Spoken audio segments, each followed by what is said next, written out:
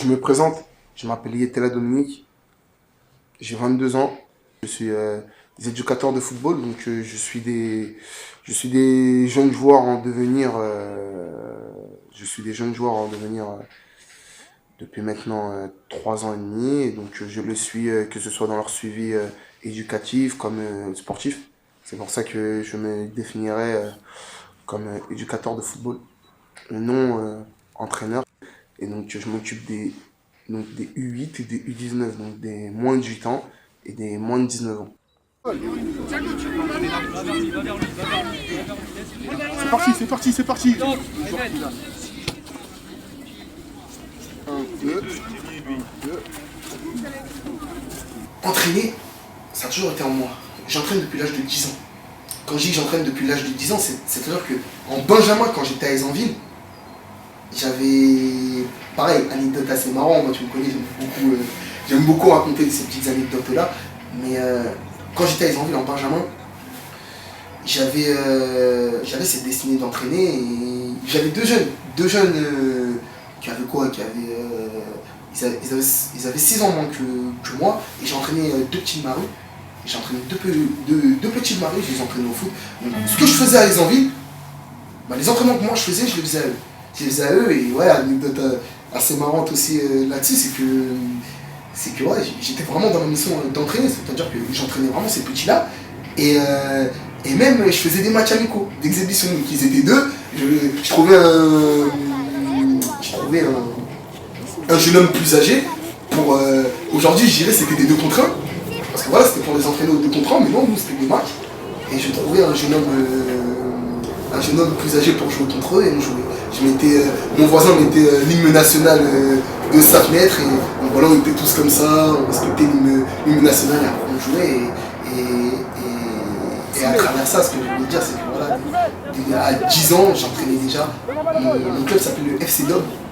Pourquoi FC Dom? Le football club de Dominique, quoi, c'était ça, donc FC Dom, j'avais mon entraîneur adjoint, j'avais mon staff déjà à l'époque, et j'avais mon entraîneur adjoint qui était, c'était le frère d'un des 2 joueurs que j'avais. Et après, le FC Dom, tu rigoles, mais c'est développé. C'est développé, ça veut dire que j'ai eu pas mal d'enfants en fait. J'ai eu pas mal d'enfants et on s'entraînait, on faisait, même à un moment donné, on avait tellement d'enfants qu'on faisait l'équipe A et l'équipe B. Et ouais, c'était voilà, c'était une anecdote c'était pour te dire comment est venue cette vocation-là pour entraîner des petits. Si tu perds le ballon, j'ai envie que si jamais l'adversaire va au but, tu vas sur au but. Tu vas aux toilettes, tu vas sur la récré aux toilettes. S'il va dans ses camps, tu suis avec. D'accord? Tu perds le ballon, tu rattrapes ta faute. Des ballons, tu vas en perdre. Tu vas en gagner, mais tu vas aussi en perdre. Mais si toi, tu fais pas l'effort de récupérer le ballon que tu as perdu, derrière, c'est toute l'équipe qui est en pâtit. C'est toute l'équipe qui faute. Pardon? Tu parles. Je te demande pas de crier, je te demande de parler. À travers le football, t'as beaucoup de notions cachées qui font référence à la vie. Et ça, c'est vrai qu'on doit les préparer. On doit préparer les enfants, et ça, c'est important. Aujourd'hui, tu le disais si bien, on leur enseigne le respect, c'est pas pour rien. Si on leur enseigne le respect, les bonnes valeurs, moi, je prends un exemple. Par exemple, j'aime bien quand on arrive dans un club, quand on arrive au club, les enfants disent bonjour à tout le monde. Voilà, on est au sein du même club, on voit quelqu'un avec une parquette du FC, on va lui dire bonjour. Pourquoi? Parce que tu es dans le même club que lui, qui prennent l'habitude de dire bonjour. Tu ne choisis pas les personnes à qui tu dois dire bonjour, tu dois dire bonjour à tout le monde. Quand tu dis bonjour, c'est pas tu me dis bonjour, tu me regardes par terre. Moi, tu me regardes dans les yeux. Parce que quand tu vas parler à quelqu'un, tu vas le regarder dans les yeux. Parce que moi, je te connais, je vais rien te dire. Même si je vais te faire la réflexion, mais je vais rien te dire. C'est pas méchant. Mais quand tu vas arriver face à un patron ou une personne lambda qui n'a pas l'habitude de te connaître, que tu ne vas pas la regarder dans les yeux, elle peut très mal le prendre. Donc tous ces petits faits-là, on va essayer de les rectifier et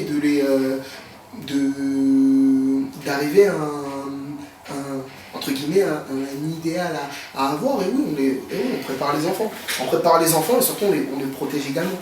En étant en foot, quand tu arrives au foot, tu es dans un cadre. T'es dans un cadre, t'es comme dans un cadre scolaire au football. C'est pas au football, t'arrives, tu fais n'importe quoi, tu prends un ballon, tu joues, non. Tu dois te soumettre à des règles. Tu dois te soumettre à des normes. Quand tu signes une licence, quand tu viens au football, tu es assis dans ce bureau-là, tu signes ta licence. Quand tu signes ta licence, tu as une charte avec ce que tu dois faire et ce que tu ne dois pas faire. Si jamais les enfants font ce qu'ils ne doivent pas faire, il y aura des sanctions. Comme tu as des sanctions scolaires, comme tu as des sanctions dans la vie, comme tes parents te mettent des sanctions, comme au travail, si tu ne fais pas bien ton travail, tu vas être soumis à des sanctions. Là, c'est pareil. Mais pourquoi, justement, on fait tout ça? C'est pour les préparer plus tard et qu'ils aient un meilleur comportement. Mais, moi je suis qui moi pour ramasser ta veste par terre?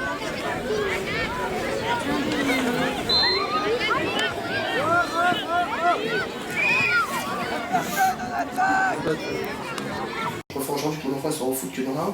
Dans la rue, t'apprends quoi dans la rue? T'apprends beaucoup moins de choses qu'au football. Au football, t'es dans un cadre, dans la rue, t'es livré à toi-même. C'est l'école de la vie. Je suis d'accord. Tu vois? En y pensant, en argumentant, j'ai réussi à tomber d'accord avec toi, alors qu'au début, c'est pas que j'étais pas d'accord, mais je trouvais pas que l'expression était appropriée, mais ouais, elle est complètement appropriée. Ce qu'on t'enseigne au foot, c'est ce qu'on va t'enseigner plus tard. Là, avec les U19, par exemple, c'est pareil, ils sont au foot. Moi, je suis très content d'avoir des U19, des enfants de 17, 18, 19 ans. Ils errent pas dehors dans la rue. Ils sont pas sur la PlayStation ou sur Twitter. Ils font un sport, ils se libèrent, ils se libèrent de tout ce poids-là. Quand tu es adolescent, tu as un certain poids. On n'a pas tous le même vécu, mais tu as quand même un certain poids. Tu le libères au foot. Au foot, tu arrives dans un cadre, tu sais que c'est carré, tu sais que c'est comme ça, c'est comme ça. Moi, je fais un point d'ordre sur l'attitude. L'attitude à avoir. C'est extrêmement important. Et il faut qu'on leur montre l'attitude à avoir. L'attitude, c'est ce qui va te déterminer.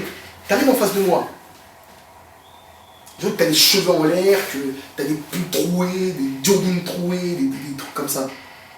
Ouais, excusez-moi de mon vocabulaire, là, je m'exprime assez librement, j'aurais pas vulgairement, mais quand même, un peu. Mais voilà, t'es habillé pas classe. On te voit comme ça.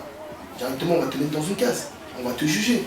On va te dire, oui, mais non, mais cet enfant, vu comment il est, son apparence, peut-être qu'elle est trompeuse, mais on va te cataloguer. Et ça, aujourd'hui, c'est important. C'est nous, les éducateurs.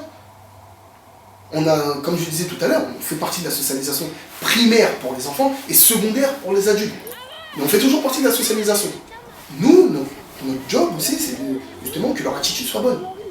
Tout est une histoire d'attitude. Que leur attitude soit bonne et comment elle est bonne, on va leur montrer.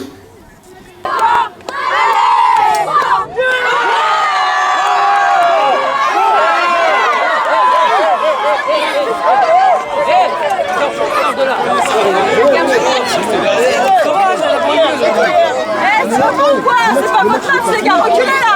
Reculez! Regarde, Gabriel, moi c'est fini ou pas?